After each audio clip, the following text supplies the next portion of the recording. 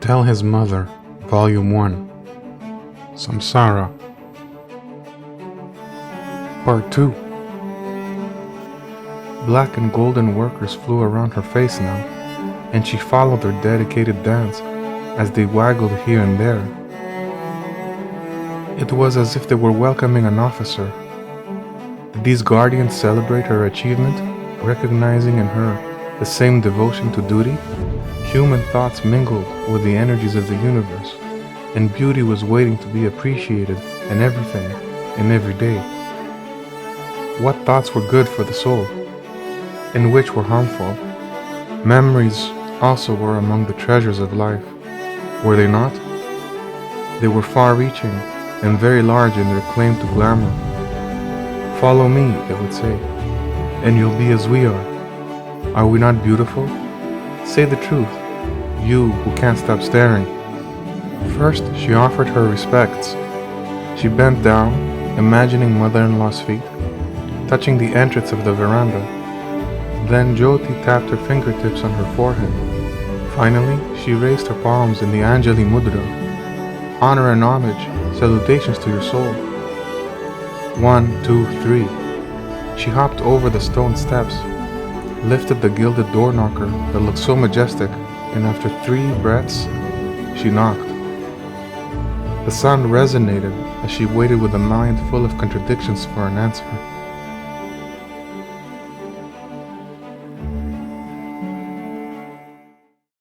It was true, she had arrived late, which was unfortunate, but she had let mother-in-law know of this over the phone.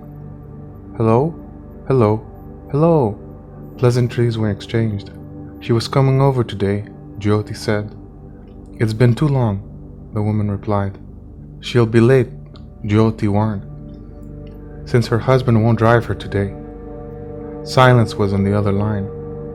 Silence was never a sign of emptiness. Things lived and moved in people's hearts, even when conscious minds were heedless.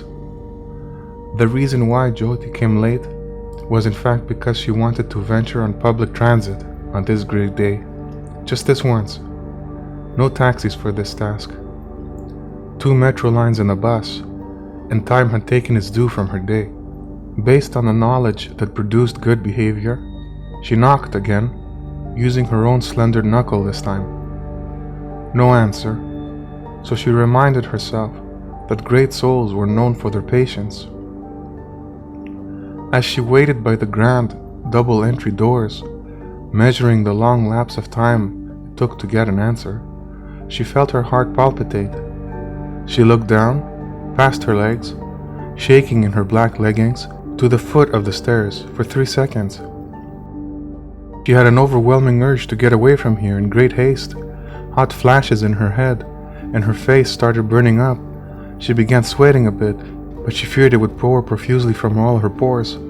She knew what was happening and decided to repel this attack.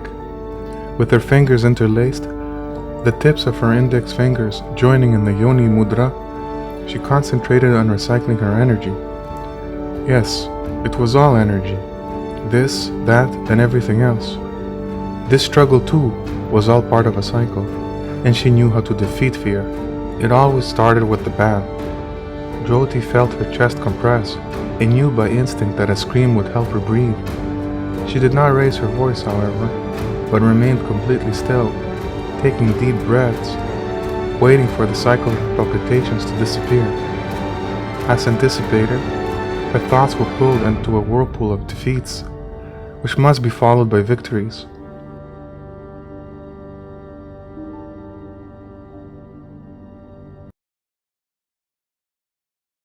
Deprived of attraction, existence was a swirling mass of destruction. Watch out! Jyoti's worries appeared as terrifying visions of the universe. Without gravity, planets drifted away and smashed into nearby worlds.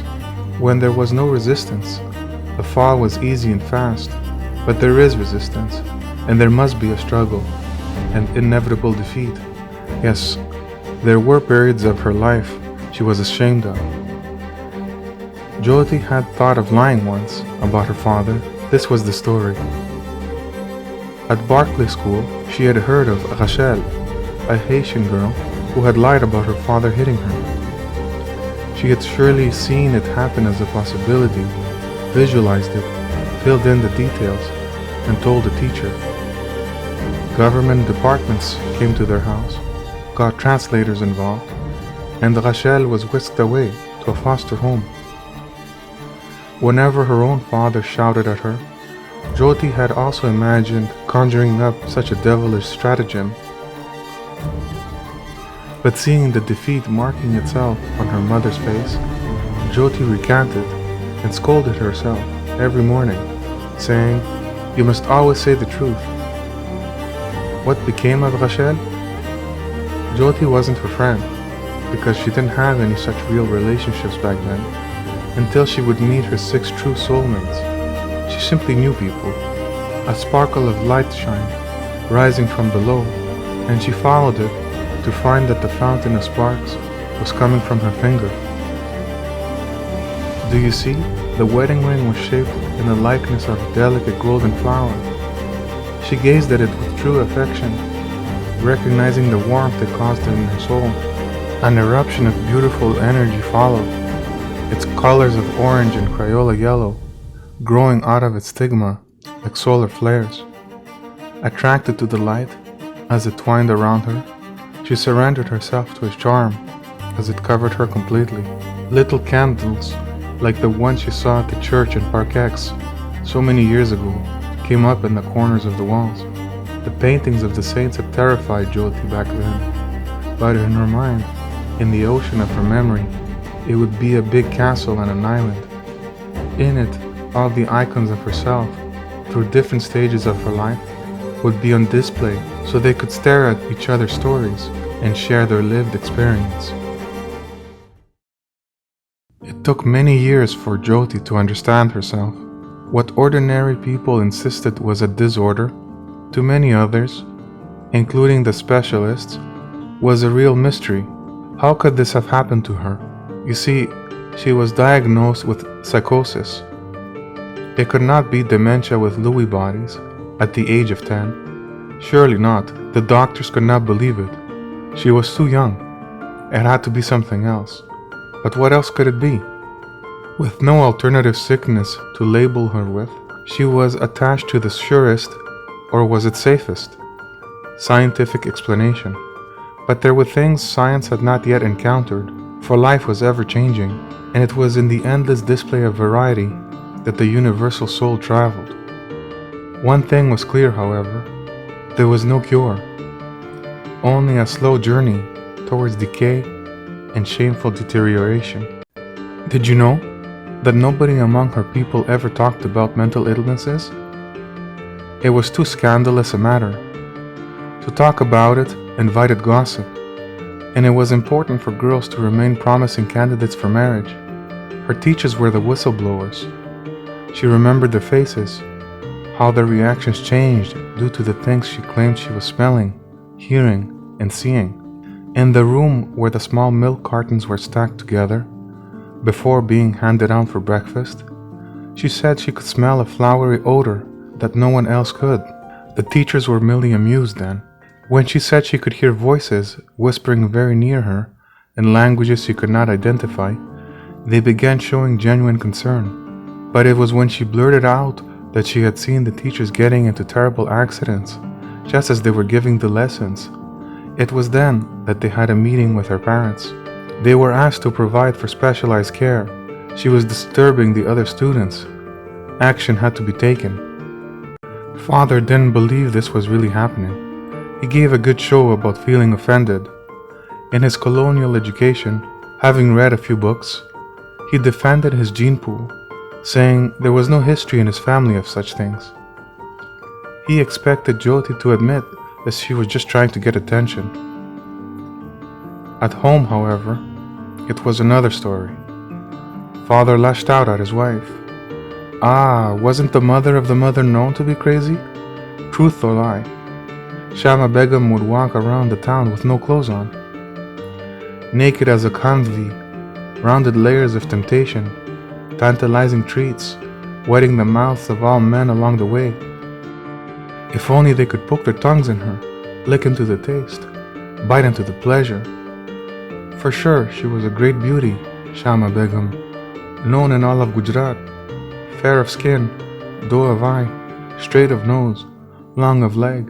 Men fell on their knees for her, ripped their shirts apart, threw jewels at her feet, made outrageous show of their love for her, and men would fight over her.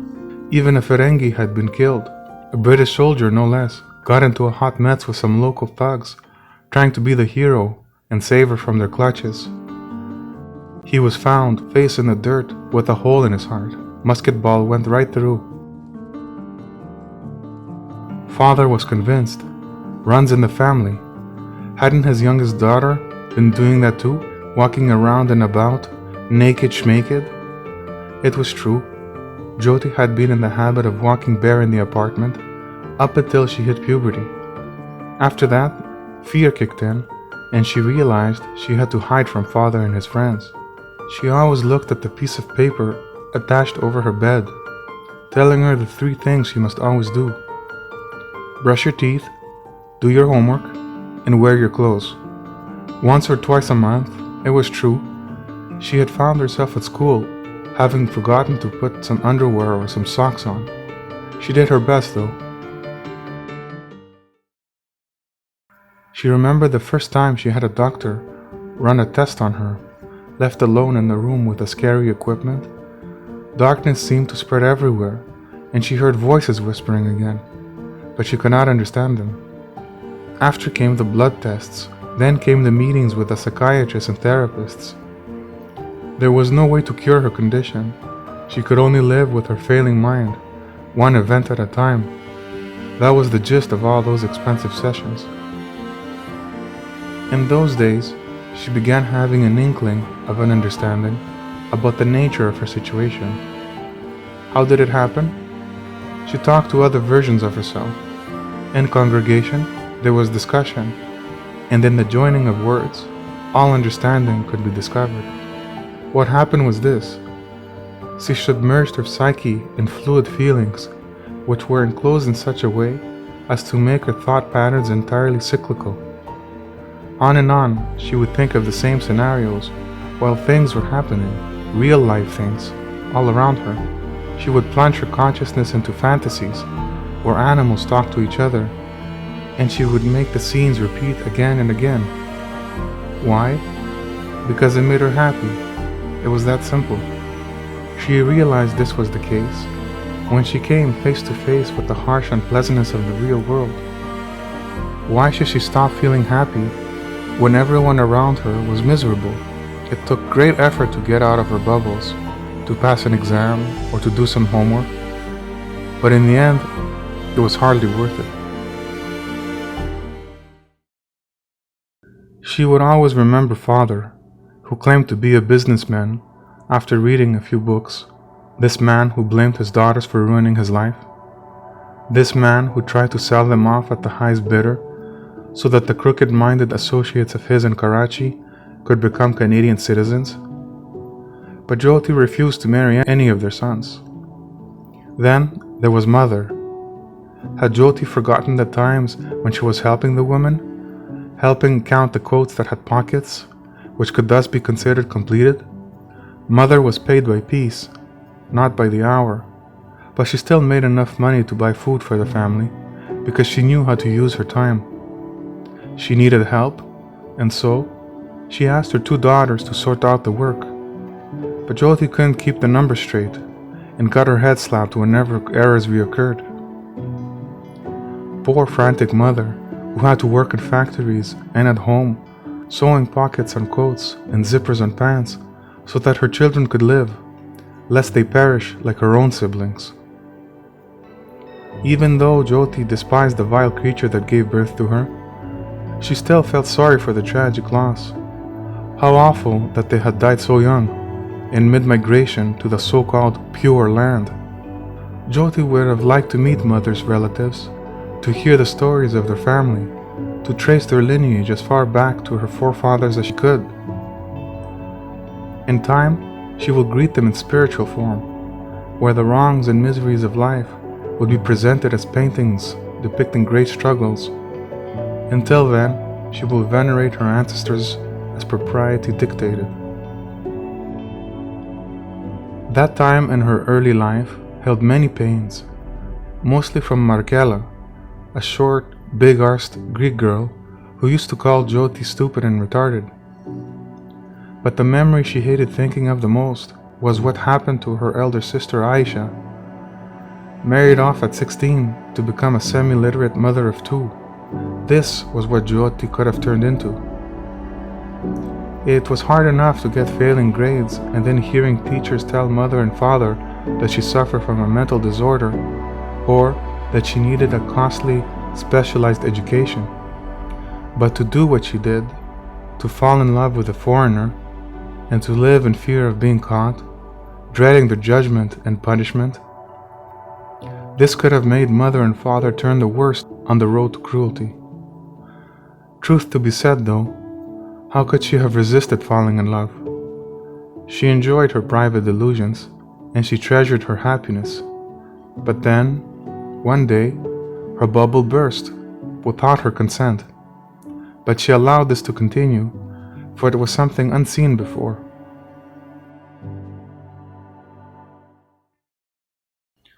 She was in the last year of elementary school at Barclay. Coming from the street on the right, d'Outremont, a tall boy who looked like an angel had crossed the green fence of the playground with his train of girl followers. Light was pulsing all over his body. A circle of admirers had kneeled around him, clapping their hands to match the pendulous rhythm. Someone had brought a tape cassette player with large speakers. The tall boy looked older, like a high school student. He had a narrow waist, strong thighs, broad shoulders, and long flowing locks of wavy black hair. He was in a black tank, tight black Levi's, and red Converse All-Star high-top shoes. He danced like a scarecrow. It was as though a carrying wind flew over a forest lake, coaxing the buds of her heart. Such sweetness. The happiness on the breeze caressed her skin, and then her hair, inviting the taste of honey in her heart. The presence of time standing still made itself known like a statue expertly carved. If she were a mango, then even in the pitiful pit, there could be only love in her. Since that day, she had wondered where that boy lived, this stranger who had caused in her such new currents of thoughts. How could she go on with her life as it was, now that she had seen him? When she walked the streets of Park Extension, looking at each door and window carefully, especially the ones with Greek flags, she kept asking the houses to help her find him. If he appeared once, surely he must reappear. If they met by chance, why couldn't they meet by chance again? She hoped that she would come across him and that he would notice her this time. How her life had changed from this simple encounter. After that chance meeting, she knew that her bubbles would no longer do. They weren't as beautiful. They came back when she was weak, when she needed them, sure. But she had to live real life, because there was now this girl who lived in it, who could actually love someone, with all her being. Her life with him was filled with unbelievable happiness. What would her time on earth have been like, if she had never fallen in love with Andy? All these delicious moments, she had tasted them all again and again. Had she not found this great soul, who loved her with all sincerity, who rose above the ambiguity of ethnicity, in a sea of other differences, to touch her soul like the gentle glowing rays of the sun at dawn? Had she not found him, surely she would have known only cruelty and despair. She tried hard never again to delude herself by locking her thoughts into make-believe fantasies. She was determined, for her own ambition, to be normal, and yet How strange it was that Andy's mother, the wisest human being of this age, celebrated abnormality. We are all crazy. Creativity will set you free, the sorceress said once, mangling parts of the Bible as she often did. She went on to say that all human beings had delusional states. It was the essence of what being entertained was all about. The rash ones tried to find the after effect of delusion through drugs. Only the few, only the brave, welcomed their entry into the realm of chaos properly and became the delight of gods and mortals. These few and brave would become artists, singers, actors, and visionaries. All these were arguments in his favor. Jyoti had lived a full life with the boy she had fallen in love with. She was made into a princess for a single day.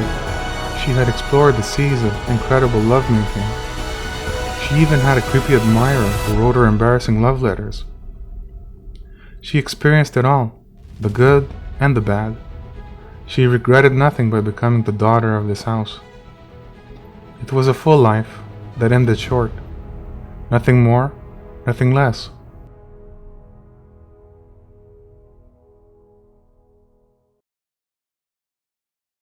The more she worried about Andy, however, the more her mind would fill with frightening suggestions, causing in her a bondage of reoccurring doubts. The symptoms of her mental illness began to re-emerge again, stronger, and they tyrannized her fragile being, like despotic kings who respected neither decency nor duty. Despite the warning of succumbing to her panic attacks, having accepted that she was doomed, she did allow compassion to be heard. Surrendering to her death, having accomplished the end of a term, she wondered how Andy would tell the people in his life of her decision. Will he blame her, who had chosen to no longer be a part of it?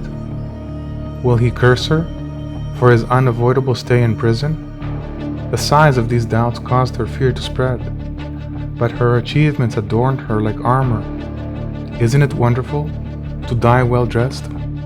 Being so far away from her city on the island, Jyoti's comfort was in sanctuary of brighter thoughts. Hummingbirds of light came to her now. Memories they were, warm and valuable, of the time she had spent here with the mother of her husband. There's no doubt, the great woman had her own motives, as Jyoti's secret admirer confided in one of his reproachful love emails, trying to pry her away from the noble lady. She doesn't care about you. All she wants is a grandchild. Her line must continue. Jyoti never fell for such easy accusations. There was a scent of truth in them, sure, but she knew that mother-in-law could not be defined by singular whims. People could spend their entire lives writing about her, and later generations will undoubtedly wonder if such a human being had ever truly existed. But she was very much real, and though she was the passionate type that people can read about in books, she was also full of great motherly affection. The world was cruel, but people remained creatures of tenderness. Yes, Jyoti owed mother-in-law so much. This house was the refuge where Jyoti found her worth as an actual person, not just a girlfriend or a wife. Mother-in-law's wisdom was the ball of string Jyoti held on to in the maze of fear. When her husband was almost killed, she had become such a mess during that catastrophe, and yet here she was, about to break the woman's heart. A tune came to her like the hands of a clock, absorbing her in its mechanism. All Out of Love by Air Supply. What a dear memory this evoked. She always replayed that special song after every tiff, so that she would remember to be grateful for the good life she has had as a married woman. That song was the maxim Andy would try to live up to as her husband, companion, and lover from the beginning of their life together, right until these sad days. He had played it after their first heated confrontation as a married couple. How did it happen? He had asked Jyoti if he could invite Markela to the apartment. Jyoti didn't say anything, but she was mad, and there was no way to misunderstand her expression. She allowed herself to get really angry, so she avoided talking to him, but she hadn't heard him confirm whether Markela would be coming over or not. So Jyoti waited and waited and waited. Panic crept up along with her anger and froze her in place.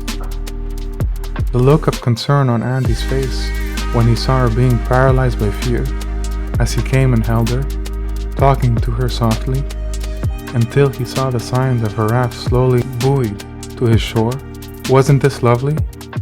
She counted herself lucky. Yes, Andy never asked if he could invite Markela over again. In fact, the topic never came up with any other female. And Jyoti was glad she didn't have to fight with her husband, simply for defending her sense of security and right to privacy. Only women whom she herself invited were welcome, and of course, Andy's closest friends and his family, as honor and duty demanded. After hearing horror stories from other wives about their husbands, who didn't even ask permission to invite people over, which led to big nasty fights, Jyoti knew she was where she wanted to be. Every time she felt afraid, wasn't he there to calm her? Such kindness was in him, such a delicate and precious presence. Warm memories came to her, like the sweet taste of honey, the first time she had walked along this path to the fountain. In the span of the 6 months she had been publicly part of Andy's life, it was because she had been invited. It had been her fantasy to dream, to create the details of this place where the boy who loved her spent his time resting and being in all candor, truly himself. He had such a sweet voice. Could she add up all the times they had talked and measure how precious his words were to her? The things he said, based on uncanny observations, gave her the goosebumps. Who was this boy? How could he reach into the unseen and pull out treasures and gems? How could he have such audacity? He talked to her about music and movies, and her mind became like a bird. When he called her during the week before being invited here, Jyoti sank on her pillows and let his warm voice open her chest. They talked for 2 hours on that day. They talked every day. A tune came to her like images of cherry blossoms sprouting all around her, and she caught a glimpse of dancing rosy branches reflected on a lake. A song emerged out of this lovely scene, and she recognized it as the track that he played for her on a day so long ago. It sprouted like a vine of light around Jyoti, and posing on her chest the feeling of holding her lover tightly. The song was You Got It by Rearrangement. They had been invited to a birthday party, as they had been invited to many homes. People grew curious, and by extending invitations, their delight was satisfied by experiencing what was to their eyes exotic. Andy and Jyoti would drive around, listening to loud hard rock, and as they always did, they came late there too. The difference was that this was her eternal enemy's birthday party.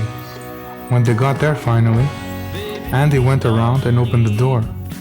She stepped out of the car, and she stood still, tight white jeans firm on her bum. Men's eyes got stuck on her like milk on a mustache.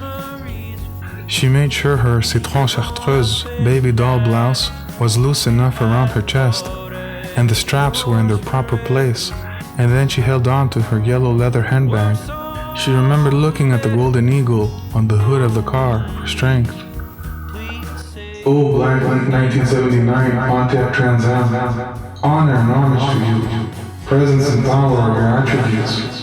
You look so divine like that. She remembered feeling something else on that day though. It was not appreciation of beauty that had marked her. Her face muscles froze instead, as she gave in to the out-of-control heartbeats, and then it was that Andy stepped closer and took her hand in his arm. In his presence, fear evaporated. At last, she relaxed and could breathe again. Then she ceremoniously walked amid the startled witnesses. Even then, she always wanted to do everything with dignity, as if she were part of the royal family, being observed by well-wishers and supporters. The clamor of the guests in the warm afternoon sunshine made her glad, though. Everyone knew Andy. He was so popular. That birthday party felt as if she were watching a documentary on his youth. There will always be parts of Andy's life she could never imagine. She always knew he had a rich soul, but he kept much of it to himself. It took all these years to unravel his mysteries. She could see that he didn't care much for attention anymore. He had matured faster than most people of their age, who acted like fools just to get a dime of attention thrown their way. Andy pinched her hip whenever he noticed something worrisome on her face, and his smile was like the sunrise. Even on that day, for the briefest of moments, she had been dazzled, catching a glare of blazing light from the corner of her eye. She winced for a second and turned away. When his finger touched her chin, when she looked at him again, he was the beautiful being she worshipped. He made her follow and waved at the DJ by the pool to play a tune. Every time I look into your lovely eyes. When she listened to the lyrics, she felt so touched. It was as if Andy hid a confession in that song. He pulled her close to him, and suddenly, it didn't matter what people thought. How good it felt to be cherished. He told her not to be afraid, and in his softest voice, he whispered that he was truly in love with her.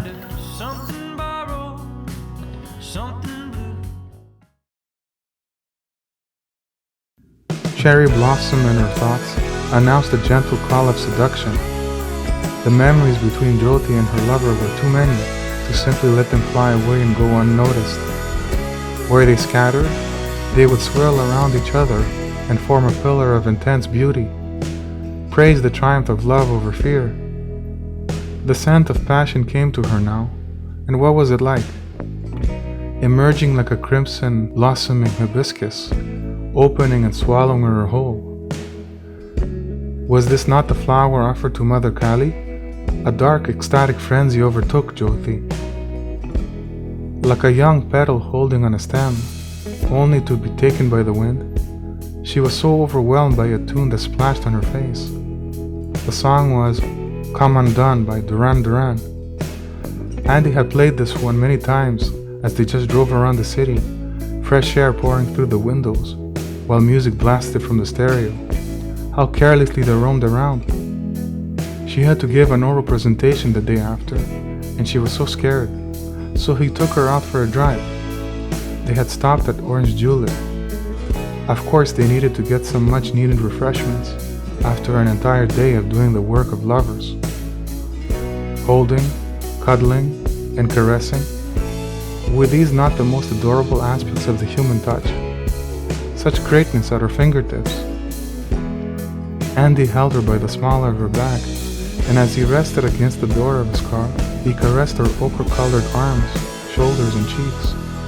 On that day, her lemon-white embroidered miniskirt was billowing with the draft caused by the speeding cars, and her white, studded, plunging neckline halter top was tight against her breasts, and even her navel was exposed. She had dressed the way he liked. When he slid his finger into her navel, she pushed him away, pretending to be offended. With his gentle voice, he sang the melody of Papa Kehpeha, the movie they had just seen. He started by whistling, imitating the flute. Then he would go on, imitating a perfect Indian notion of the feminine high pitch, even looking away in mock pain, then abruptly facing her with sad puppy eyes. And just when she could not stop finding in him fountains of attractive joy, he began whistling the sad interlude and held the palm of his hand on his face, the way Mayuri Kanungo had done when wiping away her tears.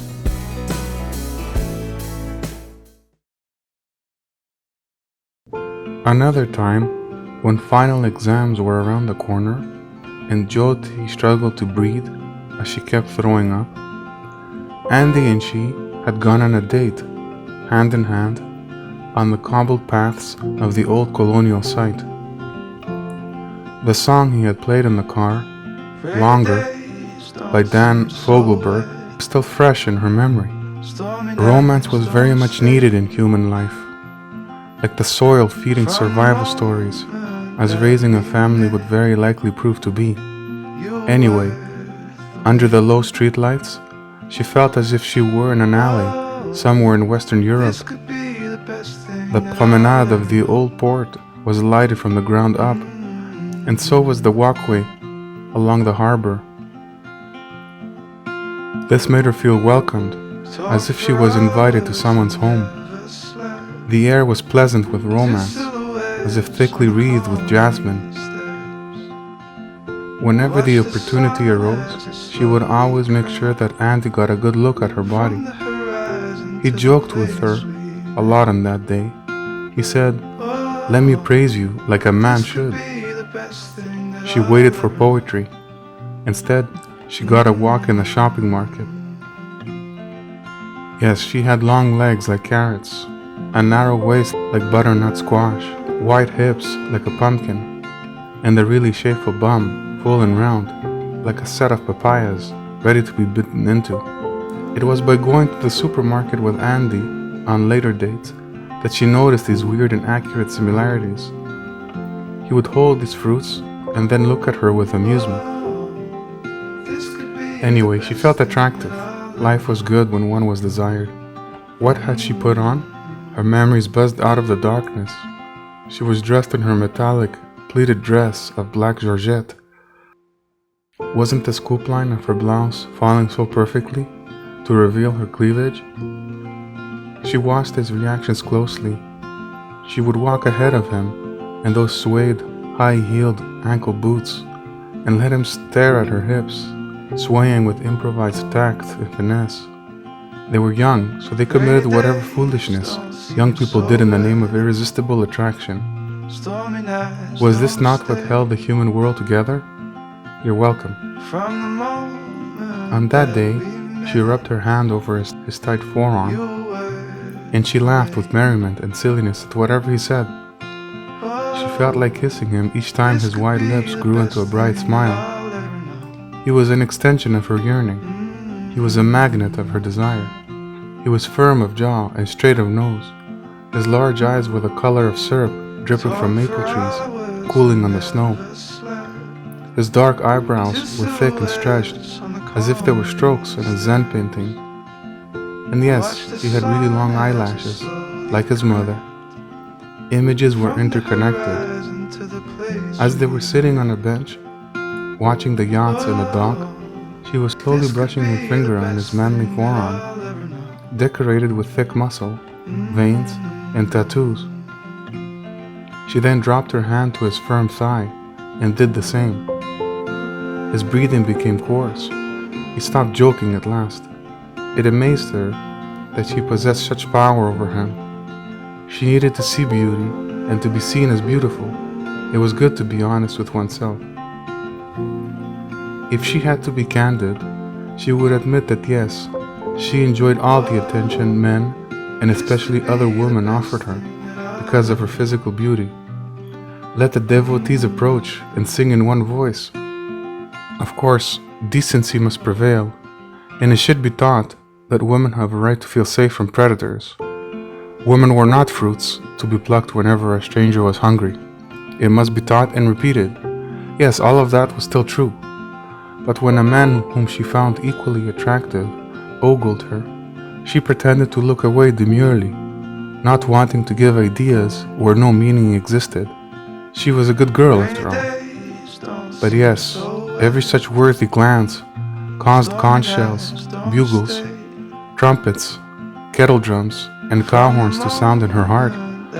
This was the truth. To delight in her own beauty, it was one of the first steps she took to overthrow Mother's tyrannical influence over Jyoti's soul. Anyway, the evening had grown into the night, and under the golden streetlights, she gazed at the hansom cabs passing by with undisguised admiration, and she marveled at the river that went all around her city. The smell was of growing things. Nearby, couples were eating their fine food by the verandas. She could smell the meat, the lobster, the fried peppers. Andy led her to a cozy restaurant. How she enjoyed the sight of jugglers and flautists. Skill was the reward of sacrifice, praise achievement. She cheered silently for the American tourists to enjoy themselves in her city. Love all beauty, enjoy the power of attraction, fill your hearts with longing, be drunkards in love. How often has she dreamed awake back then, thinking of Andy's rolling glances, scanning the playground of her connecting curves. He created such tension in her. It was unbelievable, this kind of power. If he would have reached out to pluck her tender parts, she would have let him. He was the gardener. Let him come. Let him feast. If she had to compare the majesty of his presence to other men, she immediately thought of a leopard on tall tree branches in a dense green jungle. Such was the focus of his gaze, and such was the thrill of his undistracted attention, that the women around him became dangling vines, yearning to coil themselves around the tree. To safety, sisters. But where could we hide when we wanted to be undressed? That was undeniable. Also, she enjoyed it all too, so this was not against him. Another time, in a sweet summer day, as was their habit on weekends after getting married, they had gone on a stroll through the sinewy streets of town Mont-Royal to go to Park Extension. They talked about buying a house here, and she memorized the Scottish names of the streets. She had worn a pink tunic top, which actually looked like a kurta with all the embroidery on it. She loved this piece for many reasons, one of them being that it went well with the navy blue high-rise jeans she preferred to wear in such excursions. The firm waist and the silver stud buttons arrayed as decorations were truly spectacular. The magenta cotton china doll slippers she had put on had been a great choice because they were very comfortable. How she enjoyed walking with her lover.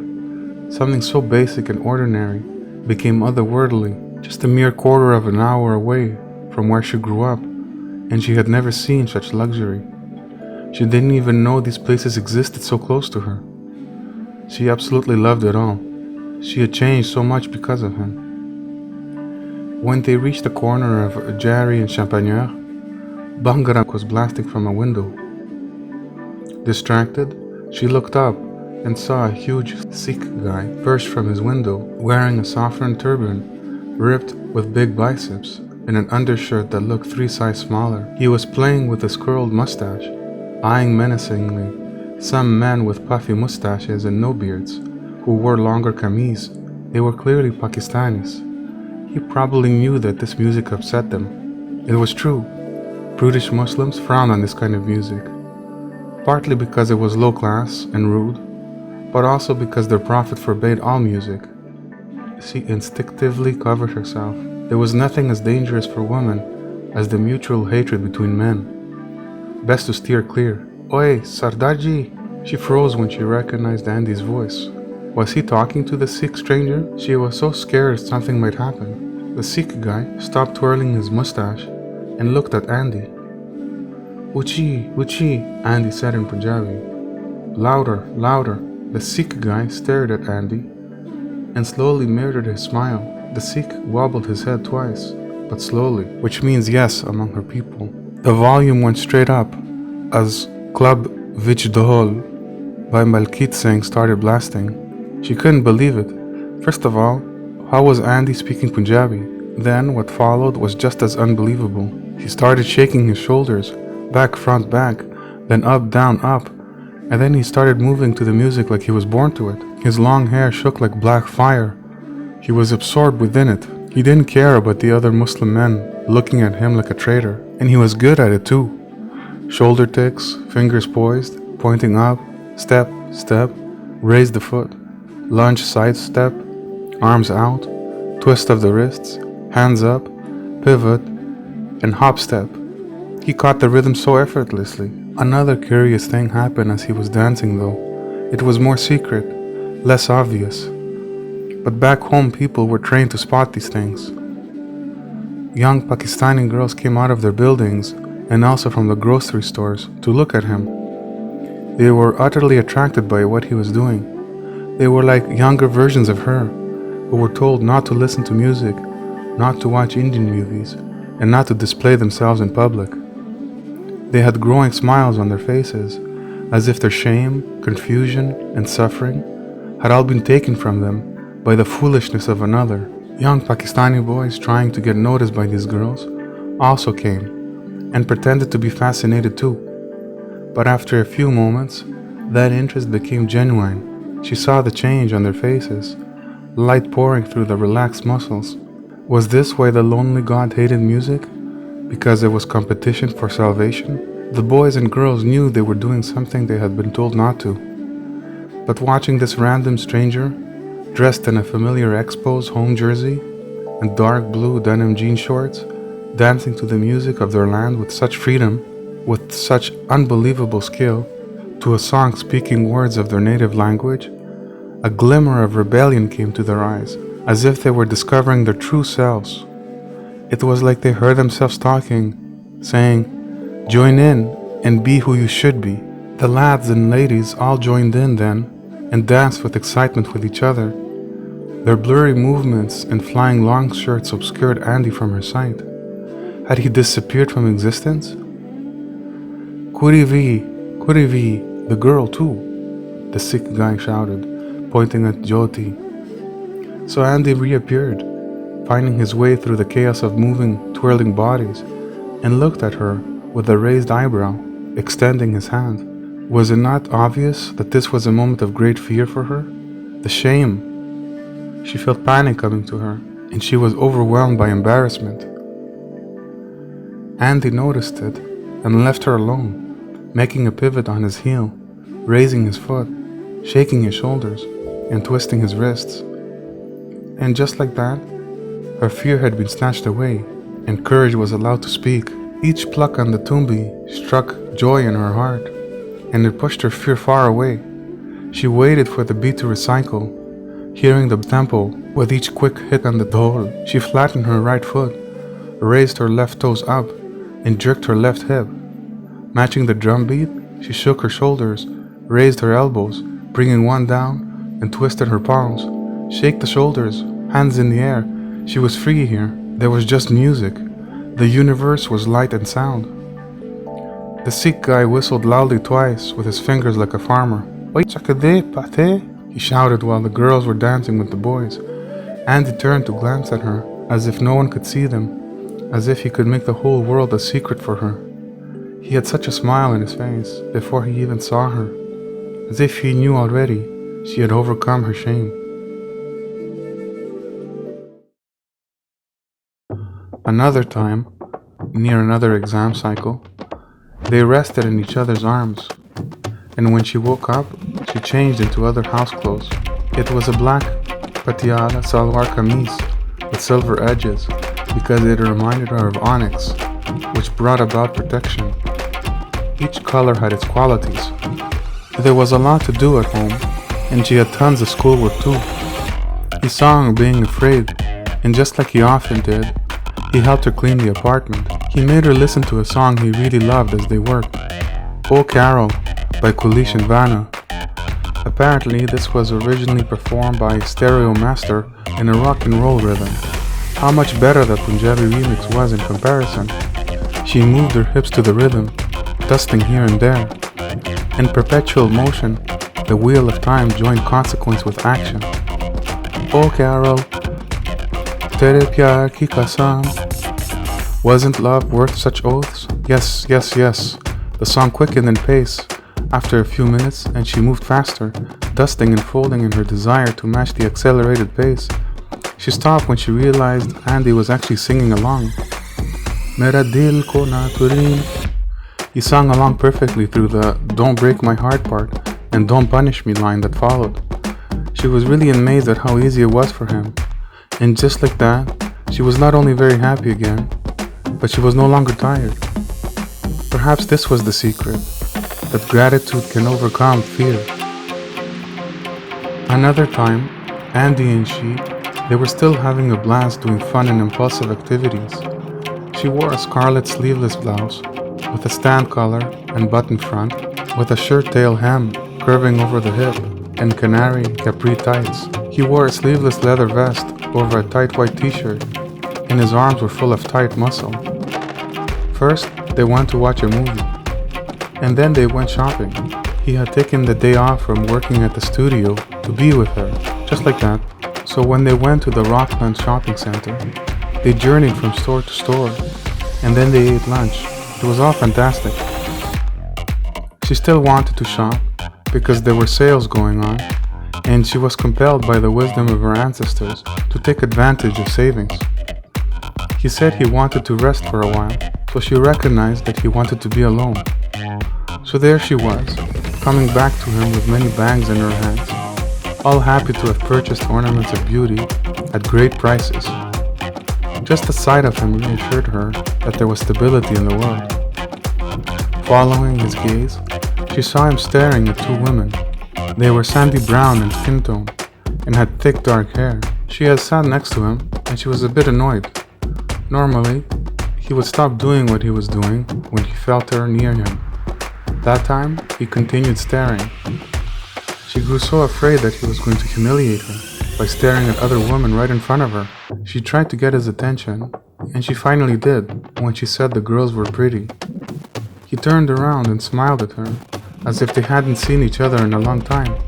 He said there was something eternally beautiful about women, about their elegance, about their refinement, about their love for these things that celebrated attraction. He said that though they were delicate and allowed themselves to be vulnerable, theirs was a power that was tied in with creativity. And the more men thought about this connection, the more men tried to find the missing pieces, then the closer they would get to understanding the great puzzle of civilization. She didn't know what to reply, and felt afraid of looking like she had nothing intelligent to say. He saved her from embarrassment by talking again about those women. He said they were Moroccan by their look, and they made him feel like he was staring at amber glass jars, like the ones that contain honey at the supermarket. She suspected he was planning a joke based on previous experience, but no, he seemed serious. He talked about how these ladies held in them a confidence, as if they knew a secret knowledge, as if by touching their bodies or hearing them laugh, men would see them like they were gates that needed to be crossed. He said it was very sensual to know and want to show, and then to hide and pretend there was nothing there. But every soul who had sensed it knew it was hidden there somewhere. One simply had to focus and keep looking until he finds the secret. She felt threatened again though, and in her jealousy, she asked her silly question. So what about brown girls, huh? What do you think of us? Brushing her hair gently from her forehead, which calmed her fears as if they were children. He said that back home women were like big rivers that flowed under the earth. No one knew they were there, and everyone who was thirsty would be ecstatic if they discovered that great source of water running at their feet. But since the silly men couldn't see the hidden streams, they leave it alone. But the rivers were there, and sometimes a few shepherds will venture to the mountains, stroll along the rocky paths, and push the vines hanging from trees, and see past the thickets of bamboo to find tiny rivulets trickling down the slopes. These few explorers would trace the streams back to their source to find a cavern, and at first they may be dark, but if they persisted, at the end of the tunnel, they would find something so unbelievable and wonderful. There it would be, safe and undisturbed, private and intimate. There they would find a glorious waterfall. Did she need to listen to anything more? She loved everything he shared with her. Did she really need to hear him praise herself and others, and to feel proud to belong to what he was attracted to? Was it important that he craved girls like her? Yes, it mattered. Yes, it was good to be sought after.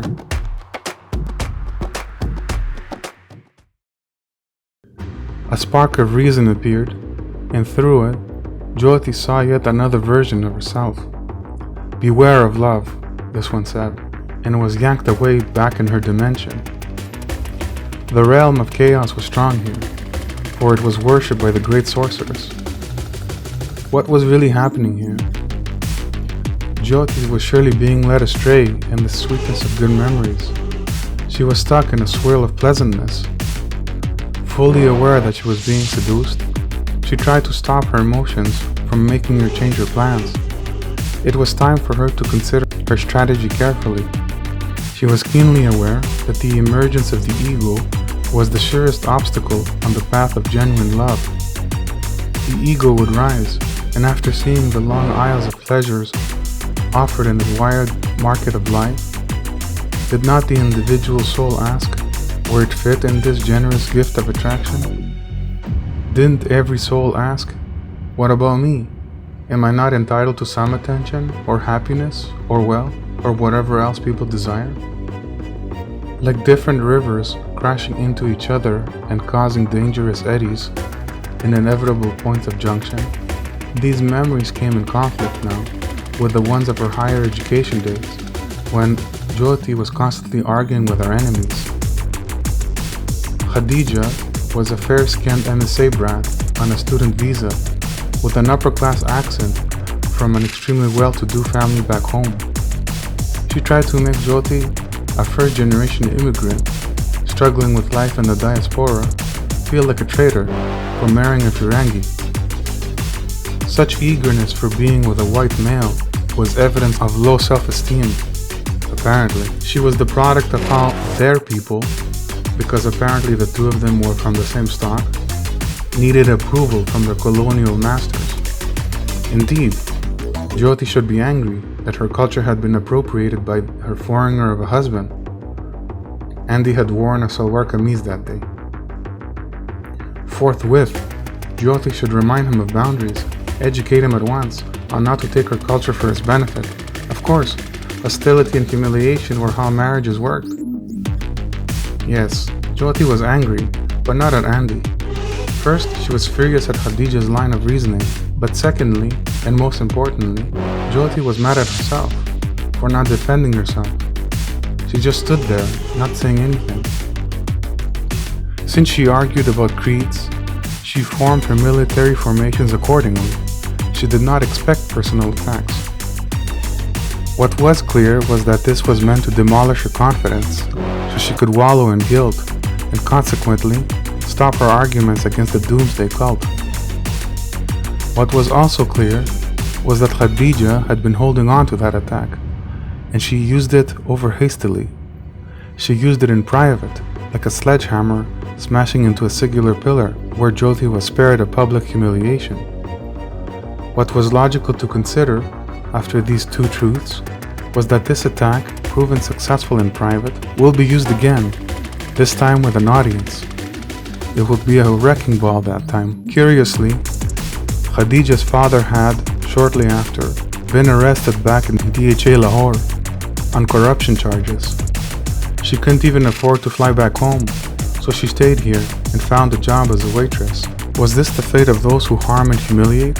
Was it better to not inflict shame on others? Will evil not be punished in the end?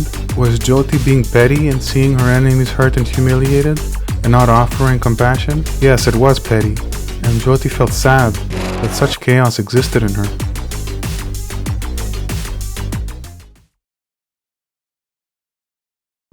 The mind was like a washing machine. There was a cycle to all things, and ultimately, one action had to stop for another to start. She waited for the cycle to end.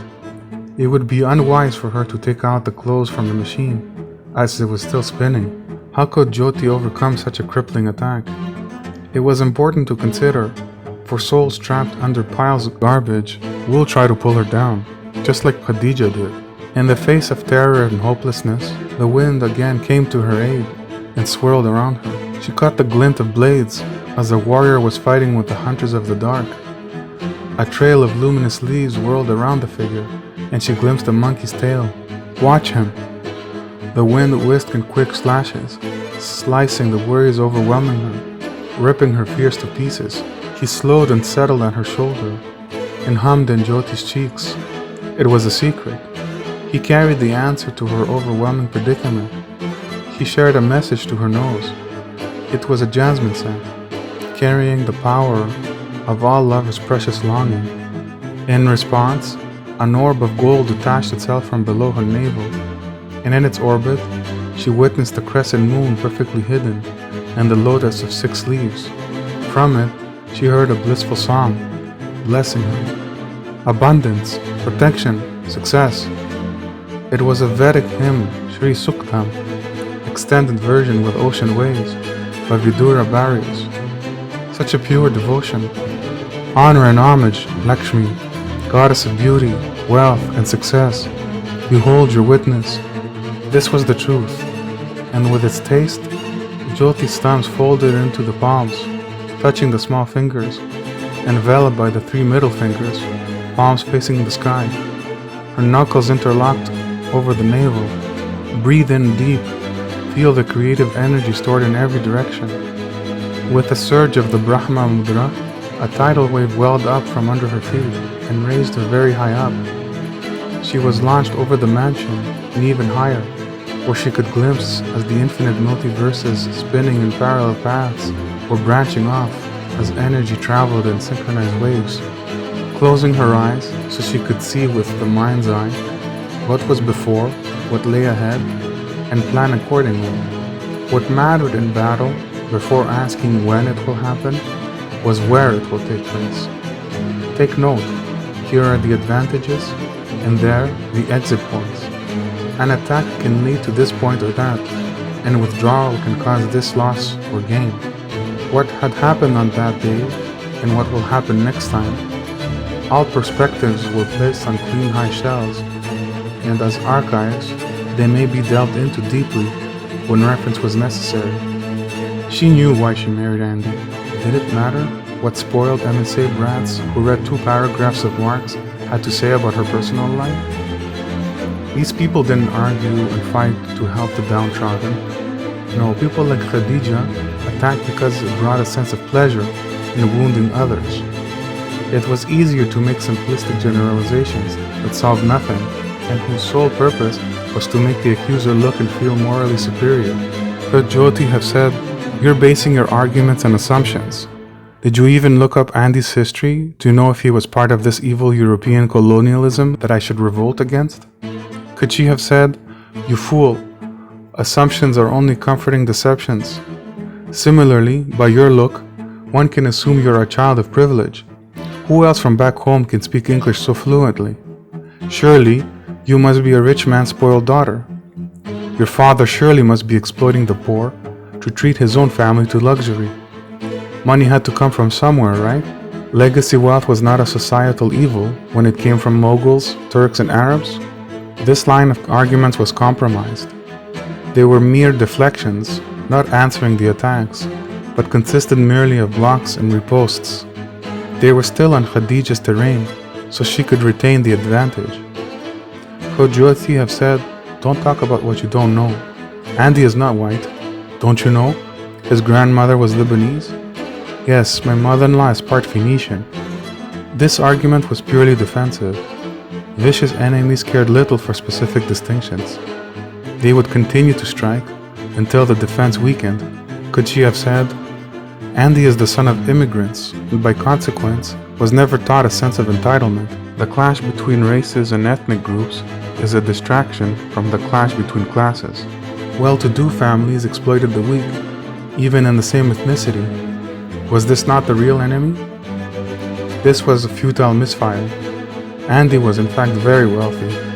Could she have said, "The Eastern Mediterranean had itself been colonized by people of color, people who most likely were your ancestral kinsmen. It might prove very successful, causing deep wounds to fester in the same way she had been hurt." This line of reasoning was evil though. She would have to stoop to her enemy's level and abandon the noble code of behavior of her ancestors, who would come out pure of heart after a Pyrrhic victory. Could she have said, "The whole structure of your arguments is based on the foundation that one class or group had to receive the onus of blame. A much-needed other, an enemy, was necessary so that it could be used to incite hatred for the cause. The rich were the enemy of the poor, the whites were the enemy of people of color, men were the enemy of women." Yes, there were ideological wars between groups, and will continue until the final incarnation of the Lord. But the only acts to be accountable by history were the ones that are upheld by a choice. Ethnicity is not a choice, but ethnocentrism is. Listen, the reality of her history, she had discovered by that time, was one of perpetual additions and continual syncretism. With the absence of a power dynamic, which is the variable that does lead to oppression, cultures learning and adapting from each other was not only the great goal of a multicultural society, but it was in fact how all civilizations came to be. Furthermore, people of the same group can humiliate each other.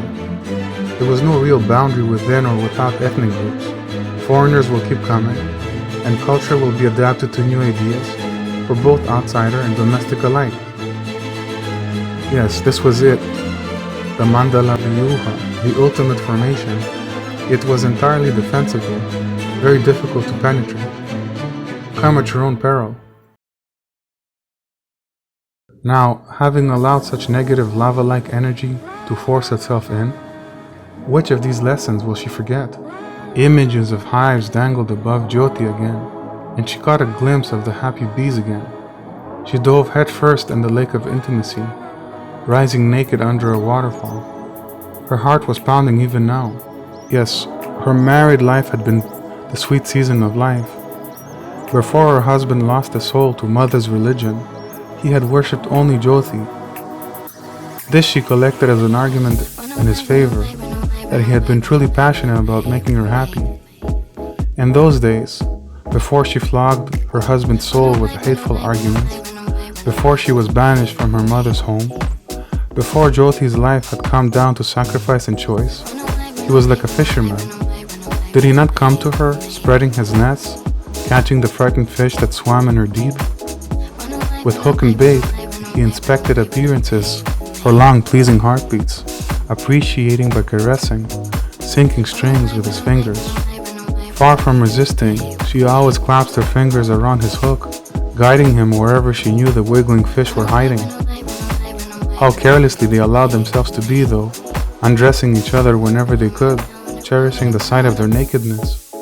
By looking at this gorgeous body and face, any soul would soar, rising to the heavens. Who could resist his flowing locks of wavy hair that came around his ears and down his neck? Who could resist his studded earrings and the elegant tattoos on his arms and shoulders? By coming close to this beautiful body, any woman would hold a picture of him close to her heart and adorn it with flowers every day. But it was what he did that made her worship him. Playfulness, tenderness, trust. Were these not the secret paths to a passionate play of the heart? How easily he made her climax. He liked to see how loose she would become. Yes, he celebrated her bliss. He liked to look at her body at different angles and different states of arousal. He liked to see her front and back with a long mirror, and he liked to see her satisfied. Here he caressed her with a finger, and there he kissed her with great passion. He inspected with a delicate touch all of her long hair that reached to her knees. Every time he looked at her body, she felt cherished. He kissed, licked, and bit every tiny part of her. There she was, lying next to his chest, hearing his powerful heartbeat, breathing in his woody scent. When he got up, she would stare at his lovely form, as if he belonged to her, and she would pour a river of attachment to his image, just as the sleek confession on her thighs exposed her greatest happiness. Worship what you love. To worship is to love.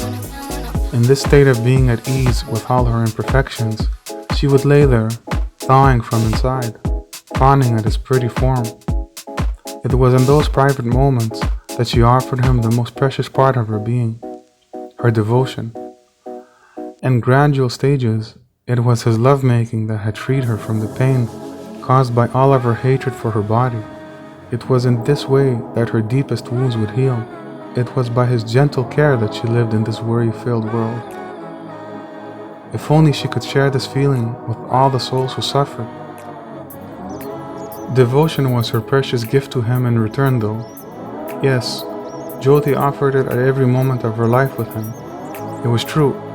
She was in awe of him as much as she loved him. How then could she leave him, as if every moment she shared with him meant nothing. When a man changed, he left the door open for the wind to come in and wreak havoc in the household. But how could this have happened to the love of her life? How could the fanatics have claimed a great human soul like Andy? A hurricane had passed right through and tore her marriage away. As much as she repeated herself when she felt her words were not appreciated for their depth, just as much she would repeat her happiest memories only for them to end in the harshness of reality. She had lost him. Did she not wish for him to return to her? Of course.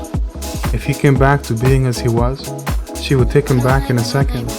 If he asked her for children, this time she would gladly give him what he wanted. If he could find his way back to her, she would treasure him forever. But that was impossible now. The distance was too great between them.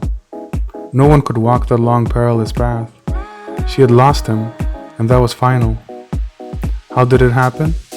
She knew who was to blame. It was the doomsday cult. She felt the tears come to her eyes again, and she could not turn them away. Where would they go anyway?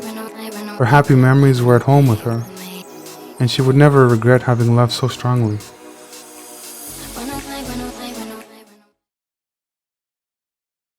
Seeing the vast ocean of chaos appear before her, she was moved to ask, where do thoughts come from?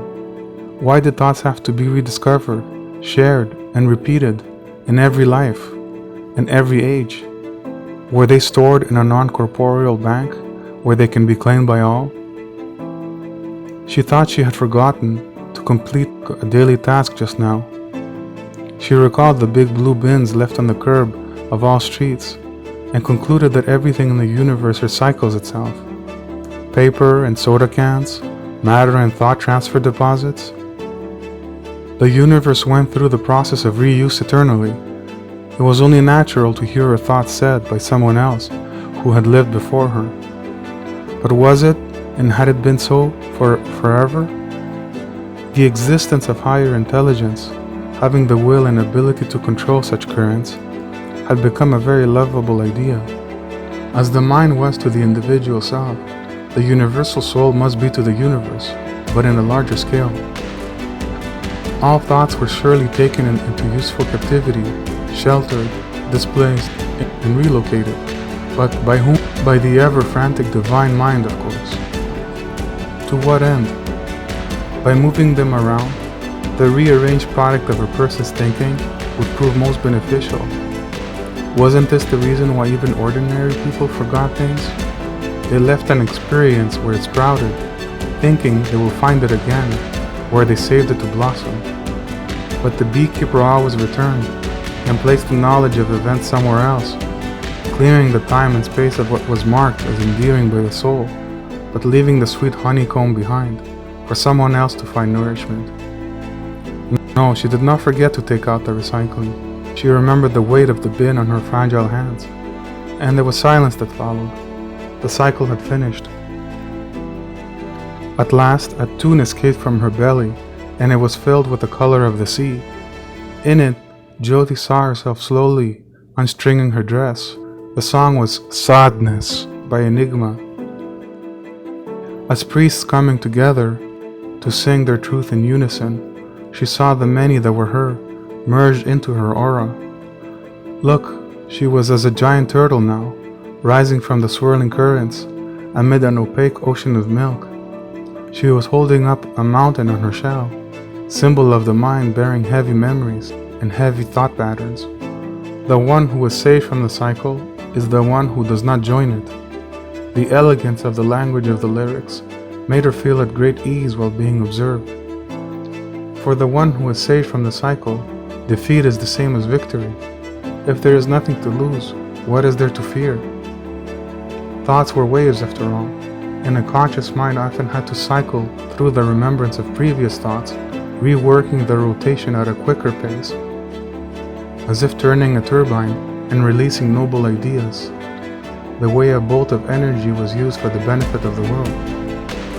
As Kurma, the turtle incarnation of the Lord, she saw the currents flow around her, and she remained apart, free from attraction, free from revulsion. Let people live and think how they choose. Let actions follow causes. This was the natural way of the universe. Don't lose yourself getting involved in what is transitory. Witness, yes, but do not be swayed to take sides. Stay still and marvel at the mighty waves fighting each other. Let others now find their delight in their achievements. The end of one is the beginning of another.